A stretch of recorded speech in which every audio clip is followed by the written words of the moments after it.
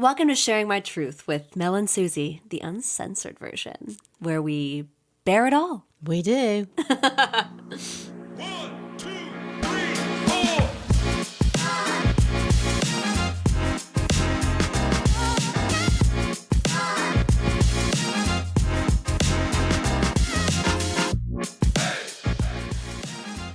Hey everyone, and welcome back to Sharing My Truth Pod. It is so good to be here in our little happy place, and we welcome you with open arms and open vulvas. If you want to give this a cute little sexy 5-star review, we'd love that so much, wouldn't we, Mel? Hey babes. Hello. Open vulvas. I mean, because of our last episode, you know, I think it's important that we just keep saying the word. Keep saying vulva, the vulva, word. vulva, vulva, vulva. Brings... So if we say it enough, we'll actually start saying it instead of vagina. Yes, vagina. Or my lady garden, as you love it to call it. Yeah, I quite like lady garden.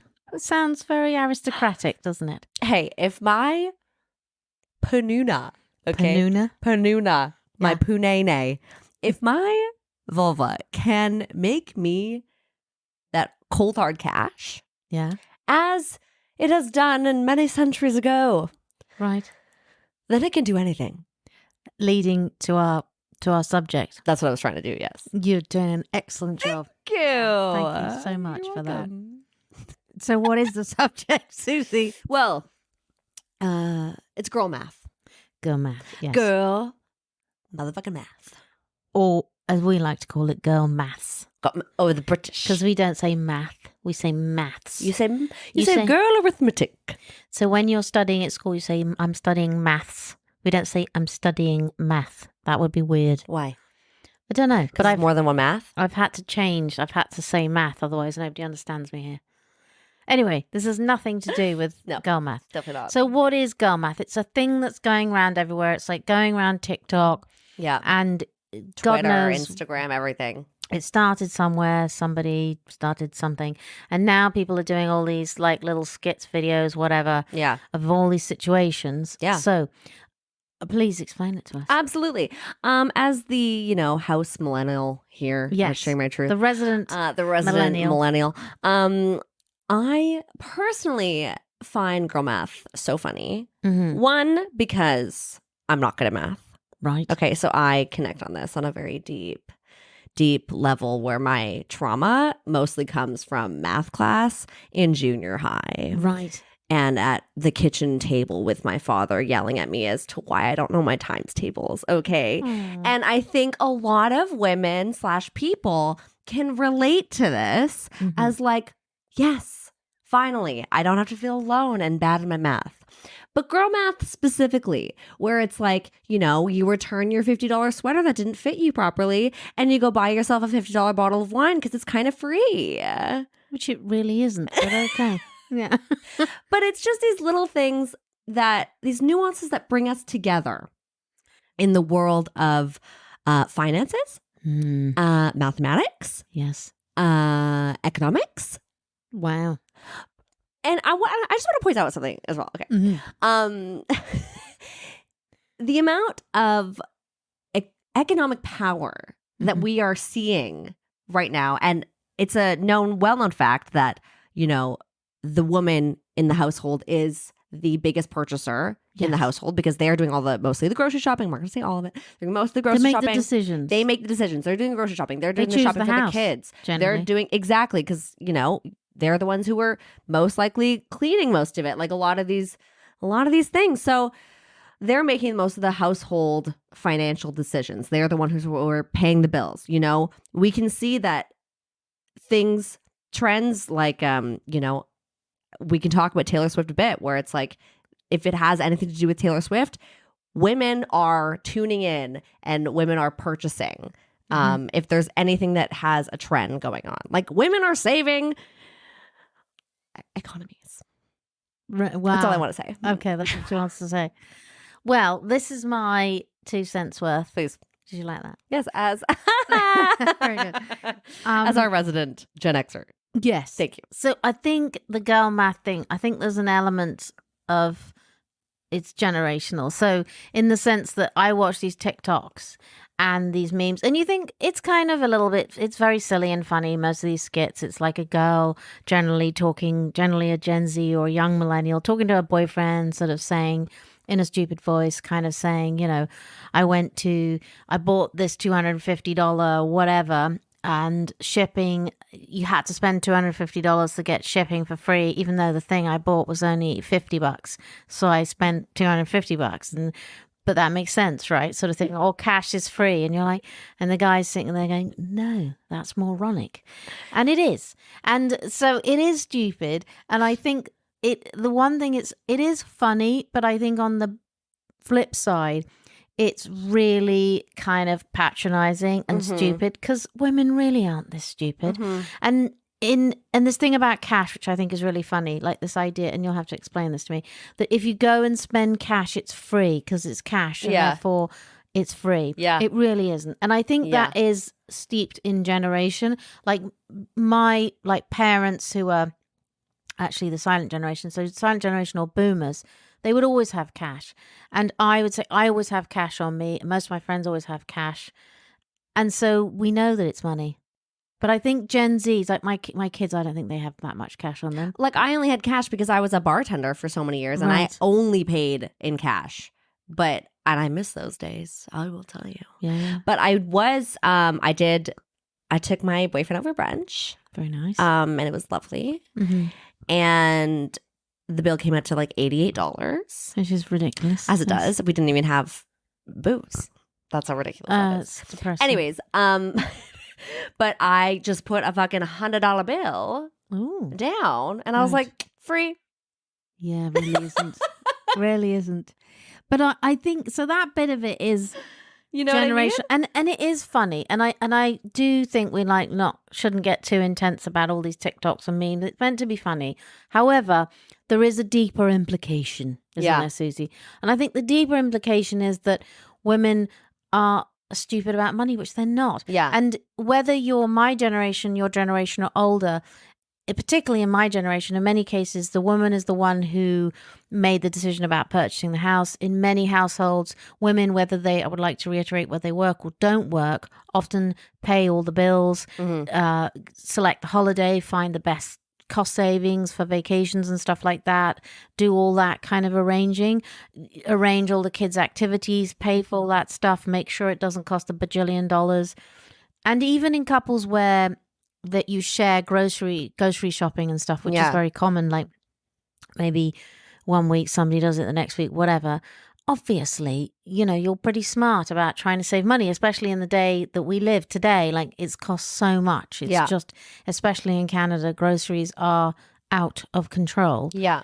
And to kind of insinuate that women are not savvy or know how to economize or know how to be smart about investing is not healthy. That's the thing that I worry. And I think that's a very motherly attitude. As I watch this stuff, and I think a generation of women that is trying to be independent, that knows they're going to have to work because everything costs so much money, that relying on a man is from the dark ages. And, there may be periods of your life, if you're in a team, a partnership with a man, your money goes together. But most women want to work and will work. And to think that they don't know how to do stuff like buy a house, get a credit card, invest, whatever, is a little bit insulting. It is. And I don't disagree with you. I think it's a lot about people's priorities. Because I think also in this day and age of younger women, a lot of us are thinking of not having kids. Yeah. And yes, we're thinking about the future, but mostly we're thinking about what we want instead of what we want maybe for our families, because we're getting married older and, we're not having, we're not having a million boyfriends and or whatever it is. Like, we're actually just much more independent. So it's like, what do we actually want? We want things. We want things to make us feel better. And it's obviously in this consumerist age, but and I think that's obviously what it's about. But I mean, if you want to like compare it to like a man, what's boy math? And boy math is buying a fucking 40-inch flat screen TV and having no bed frame. Right. You know what I mean? Right, exactly. There's priorities in that too. Exactly. Exactly. Or just never like buying food or sort of. Yeah, like there's beer. There's always beer in the fridge. Right. But there's never any actual ingredients. Yeah. Or having, not enough money, but buying some stupid motorbike or yeah. whatever. And like, obviously this is a generalization. Boys, we love you. Yes. But this is, I'll do it. It's priorities. It's personal priorities. And especially because 100%. I think not thinking about families right 100%. now. I think the point we're trying to make is that there are, whether you are male, female, whatever, there are people that are good with finances and people that are not good with finances. Yeah. It is not connected to your gender. However, I think there is something with women that is a little bit different with men. I think that women, number one, generally do spend more money because even if you're a low maintenance girl, unlike us, Susie. Oh God, it's we're terrifying. very high maintenance. Although we do pay for our maintenance. But yes. it is, if you have your hair done, your nails done, your eyebrows done, your eyelashes, honestly, you could go on forever. Literally. Any kind of procedure. And we live in a world which is so focused on what you look like. On what you look like. We pretend it isn't, but it completely is what you look like. And getting your juice from the right juice bar, getting your this from the right this place, buying the latest yada yada, whatever it is. And all that costs money. And I think that women obviously will probably spend proportionally. I mean, if you take a whole cross-section of women, they're going to spend more money than men on their self-maintenance, aren't they? So I think that is one thing. You've got less disposable income, possibly, probably, maybe. Then I think the other side of it is that women, it's still intimidating because I think the higher up the career ladder you go, there are less and less women for obvious reasons because women go to have families, take time off, come back, whatever it is. But there will proportionally less women. I've experienced this. There are less women the higher up the career ladder, the more kind of, if you're in an entrepreneurial environment, there are less women. So I think maybe it's intimidating. It's not that you don't understand it. It's just you're like, Well, you find it stupid ass questions about things that you maybe feel like you should know because you're an adult. And there's like, you could just go to a bank and ask all these questions, but you don't want to. It's very intimidating, as you're saying. And like, where the fuck do you get the proper financial information? And like, how much money do you need in your bank account before you get that information? And do you get it right away? And if you don't, your parents aren't teaching it to you. Like, who do you see? And there's 100%. just all of these things I think that women aren't really comfortable speaking about, or speaking that they don't actually know anything about. Do you find that your friends are all sort of 28, 27, 29, that kind of age? Early 30s, late 20s, yeah. Do you find that they're financially literate, or are they all just like, they don't know, or they feel they should know, or they're not investing, or they're not buying houses, they're not doing stuff compared to their male counterparts? Do you notice a difference? Yeah, I think I rarely, like I have very little friends who are who have bought houses on their own. I do know people who have, and like the women who have. So it's not like I don't know one, but and those are like, early or late 20s, early 30s. They've bought real estate, even though I don't even know how you're doing that by yourself in this fucking economy. But anyways, there are, I think most of my close friends, like, we don't talk about investments. That's not something that we're talking about in cocktail conversation. No, we're talking about things that fucking excite us and like real, what I'm going to call real issues to us, right? Which is, what does that have to do? Like men.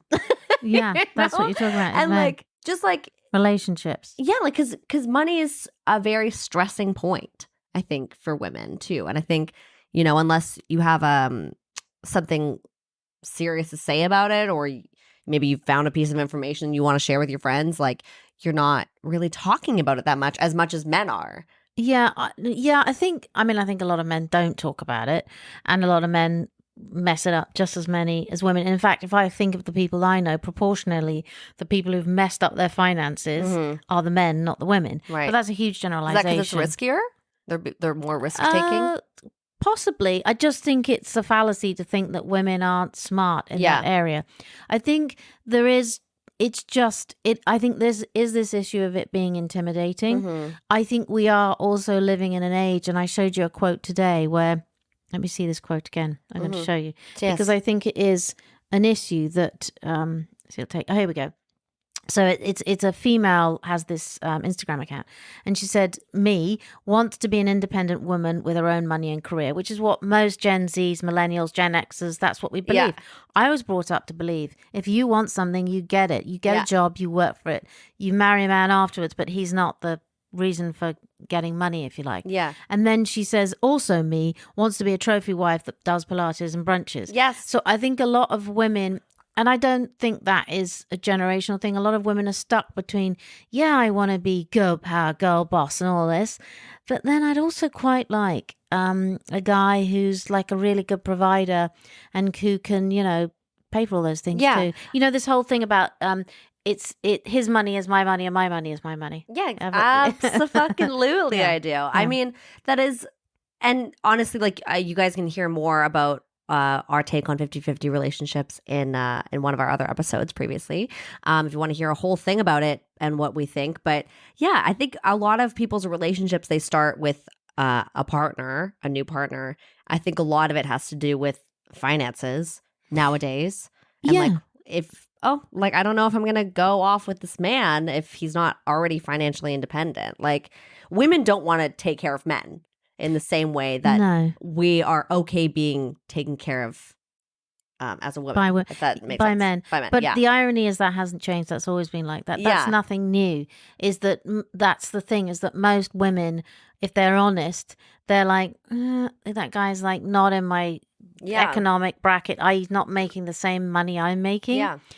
Men don't see it like that. And actually you think, well, that's nice.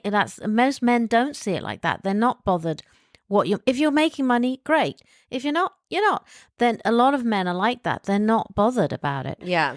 And that's actually quite nice if you think about it. Whereas women are the complete reverse, which is not so nice. Well, because we are the ones having these children if we choose to, and 100%. all of these things. And if you can't work for 9 months or way more. I mean, look, I get it. I totally understand it because I've lived it. But I think then there is an element that some guys will say, hang on a second, you can't have your cake and eat it. Yeah.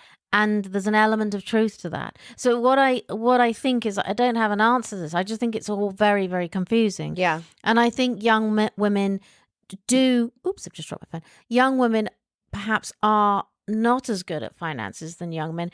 But is it because of guidance? Like in my case, for example, I bought my first property when I was 23. Yeah. But that was because my father just kept going on and on, like, you got to do it, got to do it, got to do it, got to do it, got to do it, get a pension, get a pension, get a pension. And so I did it. And so I had a pension. My friends thought I was mad. I had a pension. I don't know what a pension is. Like a pension fund. Like I had Do we have that in Canada for young women? Yeah, of course. Do we have a girl math pension in Canada? Yeah. Okay. Yeah. So you can put the simplest. Yes, you do. And investments and shares and stuff like that. I did that at a young age because I was told to do it. I was guided. The guidance was you need to do this. You need to get on with it. And the greatest decision I ever made was actually to buy my first property, because my first property doubled in value, and then I bought another property doubled in value, and on it went. But that came, to be fair, from guidance from someone else. It did come from my father, but I don't think it necessarily has to come from your father. Mm-hmm.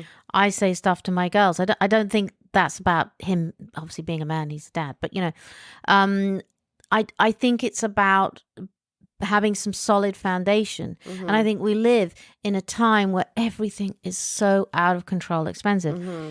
I mean, I was talking to my daughter the other day, and she's at university, and she's like, I'm not going out that much because it's so expensive. Mm-hmm. And like you just said, you could go to like have ramen, and it would cost you, I don't know, $60. Exactly. You could order sushi on Uber Eats. Oh my God, and be at home, and it's $75. Yeah. And that's not that much food. It's more expensive to deliver nowadays. I think it could be. And okay, obviously if you make your own food and stuff, it's cheaper. But of course you want to go out, you want to do some things. But you can't even go. I mean, I haven't been to the movies for, I don't think, about 25 years. But what does that cost now? It's expensive. It must be outrageously expensive. It's like, it depends. Like, we only do the VIP theater, obviously, because you want the experience. You want to drink while you're drinking, when you're watching a movie. Yes. And you don't want to sit in a puddle of God knows what. No, you want the nice seats. It's really great. You're going out to the movies anyways. Have the experience. But it's at least $25 a ticket for that. So that's $50. You're going with someone else. You're getting popcorn. Yeah. I'm sure a small one is like $15 for fucking popcorn, Yeah. you know? Like Yeah. something that's so disgusting. Yeah. Exactly. And then clothes are so expensive. I mean, oh my God, not everything. Proportionally, obviously, I made less so that things cost less and so on, but it was less. But I don't know if it's also about expectations. Like, you know, in my generation, like if you were going to buy a property, you knew it wasn't going to be in Rosedale. I'm using, you know, one in Manhattan, you know, in some really amazing place. And I hear a lot of conversations with younger people, millennials, Gen Zs, and they're like, no, I want to live in this area. And you're like, no, that's not the way it happens. You've got to start and live in a neighborhood that may not be the greatest, but you get on the ladder and then you'll eventually get, and you buy the best thing you can at the best location you can. I don't think that's really changed, and you keep going. Yeah. But of course, you're not going to start by living in a mansion in the middle of Forest Hill. Even the fucking shitholes. I agree. $1 million. I agree. But the difference is, and here we're going to get into a whole generation thing, is that when I was younger, it was also outrageous. Yeah. I borrowed so much money. Right. My first place and then my first house that I bought with Max, we were up to our neck in it. Right. We borrowed way more and we took a massive risk and it paid off. And that's what most of my friends did. It was not in any way proportional to what we were earning. We couldn't afford it. We were like borrowing 3, 4, 5, 6 times what we were earning. Right. But we took that risk. It was a little bit of a different environment, but the assumption, I mean, I'm not a boomer, right? It didn't cost like, you know, $20,000 to buy a house.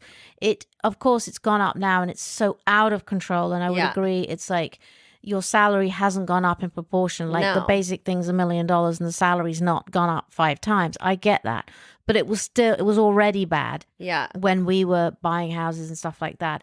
I think there's a mindset shift though, that there is less. I see it more and more, less worry about the future. Like I was always worried about the future. Yeah. And I think younger people, and that sounds very patronizing, but are less worried about the future because it's kind of depressing if they think about the future. So depressing. So you focus on the moment and you focus on, I'm going to have those nice shoes. I'm going to have that nice meal. I'm going to do. And I actually do really understand that, because when you start to go, hang on a second, if I want to buy the shittiest house in Toronto, I'm at $1 million already. Yeah. Maybe you can buy something less, and somebody can come for me for saying that. But, you know, you can't buy very much in cities like London, Toronto, New York, Paris, even in smaller cities, Vancouver, you know, Los Angeles. You cannot buy very much. I'd have to go back to Edmonton. Yeah. You don't want to do that, Mel? Well, I understand that, yeah. And so I understand this desire to live in the moment. So then what happens? The desire to live in the moment is, I'm only making $50,000 a year. I really shouldn't be buying $800 shoes. Yeah. But fuck it. I've got to find a way of justifying it. And that's your girl math. And here we go back to it. That's it, isn't it, though? That's what it is. No, that is what it is. I mean, I think because you've been through it. Mm-hmm. Yes. And you're quite knowledgeable, Mel. I'm quite knowledgeable. You're quite knowledgeable. Yes. How does one get started with being financially responsible with what they have, and how do you invest properly if you're just a woman who kind of knows nothing? What do you tell your daughters, kind of thing?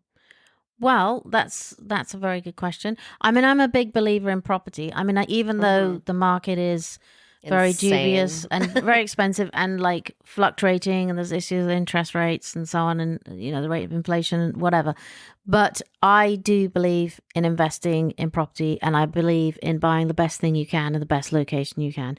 That's always worked for me. But in terms of how do you get the best advice, well, to be fair, there is a lot of stuff you can read. I know the problem is it's really boring. Yes, that is the problem. It's very boring. But what do I say to my girls? I tell them that they've got to be self-sufficient. They can't, go and marry a man and a man's going to take care of everything. Yeah. However, they're both quite sensible, knowing that they are going to have to marry a man who can kind of, pay for some of the bills. Yeah. They're not like I'm marrying some starving artist. They're pretty clear on that. You fall in love with who you fall in love with. I completely agree. And in their case, though, it's role model. They see their dad who works all the time, very hard, and always works for us, like always we're first. And they see that. So they have that role model. They see their father. They also see their father respecting their mother, that I've always worked, at different paces and levels because of kids and stuff, but I've always worked. I've never taken time off for work, and they've seen that. So I do think that's quite a good role model. However, I would like to reiterate that sometimes that's not possible. Yeah. And we talked about this earlier. The cost of childcare is so expensive that sometimes women do, or men, in fact, take the decision to step away from the workforce a little bit to look after children because it's actually cheaper. Yeah. But going back to this, how do you get advice about investing? Well, you can find, a financial advisor. I think you should start thinking about what you want in life, what's important to you. And you do kind of have to think about the future because you won't be 28, 25, 23 forever. And you think it's expensive now, it's just going to get worse and worse and worse. Yeah. And I know that's a bit depressing. No, I mean, it's all depressing, Mel. I'm just going to put it right out there. But I mean, I think women like my age now, millennials, and Gen Z, because they're getting up there too. Gen Zs, don't think you're just this young little babies anymore. No, they're not. There's a generation after you. Yeah, it's fucked up.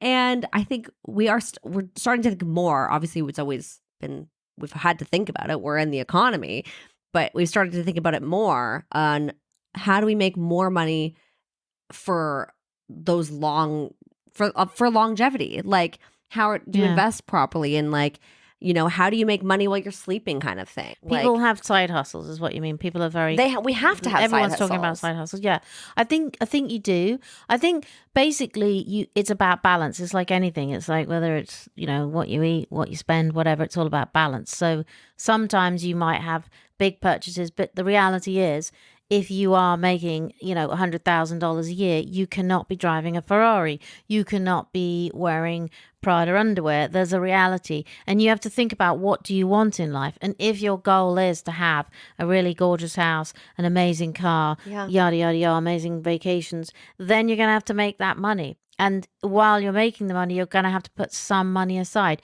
However, that's all very simple to say, because I know that sometimes the reality is you can't actually do that. Sometimes you can't put money aside, and you've got to live. And I think you've got to balance all those things. I mean, I know some people who are really frugal and they never spend any money. Yeah. But they're really boring. Right. So you've got to you've got to balance it. You've got to say, well, of course I've got to enjoy myself. Yeah. But I've got to try and put some money aside, and I've got to try and make that money grow for me, whatever it's doing. Yeah. Whether you've bought a property, whether you've rented that out, whether you're investing in the stock market, which is incredibly volatile and very difficult. And one piece of advice I was given, and I think is really important, is you can't invest in something, money that you can't afford to lose. So, if you have $50,000 and you put the entire $50,000, you invest in one thing that could go to shit, in a hand bucket. Well, you can't do that. You've got to be smart, right? But the other thing is, you probably need to take some risks, but I'm a big believer in measured risk. Yeah. So that you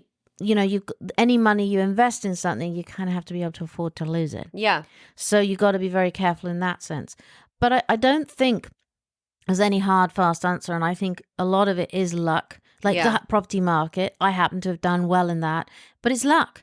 But it was also risk, because I borrowed lots of money. Yeah. And I was, but they don't even give you money like that. No, anymore. I mean, that's true. I mean, that is very difficult to borrow that kind of money anymore, but you probably don't want to be doing it. It's super stressful. Yeah. And in the market that we're in today, oh my gosh, I mean, it's only going to get worse. I think in Canada, it's going to get worse before it gets better in terms of, interest rates. And that's already happened in the UK. And I know many people whose mortgage has tripled, quadrupled. Fuck. And we most of us have been living in this era for quite a long time, where that we've not worried about interest rates, we've not worried about our mortgage payments, and we didn't really think about that when we bought the house, how much money we borrowed. Yeah. And now there is a real reality. There are going to be a lot of foreclosures, a lot of people in a lot of trouble. And I understand, because the other thing is the desire to have so much stuff all the time. Yeah. Like you buy a house, you have to have the latest kitchen. You have to have the latest this. You have to have the latest that. Well, sometimes you just can't. Yes. And you have to wait. It's not going to kill you. And that's the other thing is like you can't have everything all the time all at once. It's something It's just sad. I want everything all the time, all at once. I get that. I hate when you want everything, but you're actually having the least of everything. You know what I mean? I do. Sorry, that was.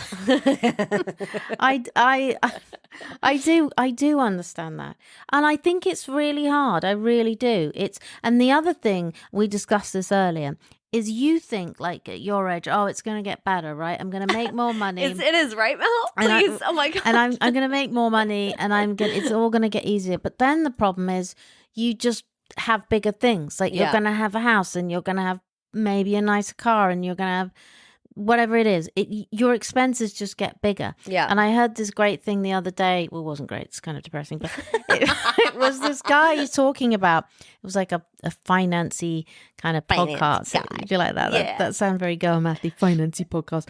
And he was saying that, we think that it's only people like millennials, Gen Zs, or people in a certain kind of, doing a certain kind of job that are living paycheck to paycheck. But in actual fact, there are people all across the socioeconomic landscape. Yes. Do you like that? Yes, I do. That are living paycheck to paycheck because just the more money you make, the more you spend. Yeah. Because then once you can afford the Prada handbag, you're buying more than one Prada handbag. Yeah. Or you've got kids going to private schools, or you've got very expensive holidays. Have you seen how much vacation costs? Holy shit. I look at vacations like, when you go to these sort of places, let's say you're going to Mexico or something like that, and you've got this all-inclusive stuff, and you're like, are you having a laugh? Yeah. I mean, it's like 20, 30, 40 grand. You're like, oh my God. I mean, what? What? I don't want to do that.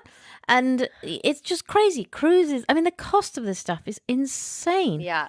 But the more money you make, the more you spend, the more there's this thing of like wanting everyone to think that you're successful. Yeah. I think that's the other thing. Everyone should stop worrying about that. Stop worrying about what everyone else thinks. Don't buy your car based on the fact that you're worried that people are going to think, oh, if I'm driving a beat up Mazda, everyone's going to think I'm broke. No, you're probably smart that you've got a beat up Mazda. Yeah. And I think people worry about that way too much. Where they live, what the kitchen looks like. It's like you don't need the Black American Express card yet. Like you don't need to do that. And you do have to pay the bill. Yes, of course you do. Yes. I mean, some of my friends in years gone by, they didn't realize that. Oh no. They sort of got the bill and they're like, oh right. Oh, this isn't my money. We have to pay. I have to pay for this now. You're like, yes, you have to pay for that. Yeah, it's a mess. It's a mess. It's really hard. I mean, credit card debt, everyone's in credit card debt. Not everyone, but like there's a huge amount of credit debt. Most of the world. Or credit card debt. Canada's one of the most highly leveraged countries in the world. Like credit card debt or people with lines of credit on their house. Because, of course, when you buy a house, which costs you $1 bajillion, generally you've got to redo the kitchen, redo this, redo that. And the cost of a new kitchen, oh my God, it's eye-watering. Yes. So everyone is in huge amounts of debt, and it's not good, is it? So that's a lovely note. It's really depressing. It's really depressing. But we did want to say that women are smart. They're not this dumb that they think that cash is. That's exactly it. I think we have to give ourselves more credit. Obviously, this girl math thing is funny, and like we are connecting in ways that are self-deprecating. This has always been the thing. Yeah, it is and I get it's funny. But I think that it's also like, it's not very complimentary. Yes. And women seem to like to do this. We like to like put ourselves down in order to be funny. And why are we doing that? I don't know. Why don't we say something really great about women and laugh about that? I don't know, because it's not funny. Well, then we're going to find something, Susie. Anyway. That's all I have to say on the matter. That's okay. I love that. I think your advice is very helpful for other women and other men, people who are just like trying to find their financial way in this life where it's so confusing. There's so much to invest in. There's so much shit to buy. You don't know whether to invest in real estate because it's so fucking expensive, or like the stock market. It's a hard little future we're dealing with, but I think the one thing is like, not buy more than you need in a huge sense. Obviously, There's always going to be those purchases that Yeah. you're not going to say no to for yourself. No, I understand that. But like you said, like not buying that $1,200 Prada handbag if you really don't need it or, really can't afford it. Well, yeah, if you can't pay the grocery bill, it's probably a good sign. Yeah, you Don't can't buy the eat your handbag. Prada. You can't eat the bag, and you really don't want to. No, it's even not if very it is good. timeless. I've tried. Yeah, No. you just don't. Or do what you go to consignment stores and stuff. I fucking love consignment Well, that's stores. a great thing to That's do. also the thing. Like, there's ways to find good deals, There are. right? Oh my gosh. I'm such a deal whore. Yes, I am too. And the other thing is like people, and this is the last thing I will say as a good piece of advice.